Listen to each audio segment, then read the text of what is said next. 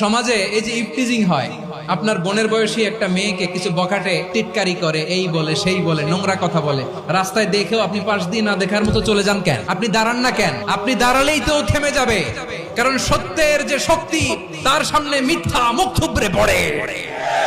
আপনার সামনে ও কিছুই না, নাথিং। আপনি দাঁড়ান, ওকে প্রশ্ন করেন যে আমার বোনকে তুমি ডিস্টার্ব করো কেন? আপনাকে দেখে আরো 5 জন দাঁড়াবে, 5 জনকে দেখে আরো 10 জন দাঁড়াবে।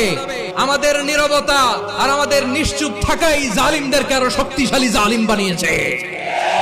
টেন্ডারবাজি, চাঁদাবাজি, দুর্নীতি, অপরাধ, দখলদারিত্ব, মজুদদারি, এগুলো সবকিছু একসাথে প্রতিরোধ করতে হবে, ঠিক কিনা বলেন?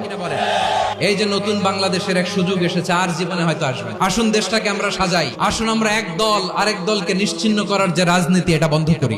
সব দলের প্রতি আমার আহ্বান, আল্লাহর শপথ নিয়ে বলি, এই নাসিহাত গুলো সবার জন্য, সব দলের জন্য, সব মতের মানুষের জন্য। আমরা কোনো দলের প্রতি মানুষকে ডাকি না, আমরা ডাকি ইসলামের দিকে।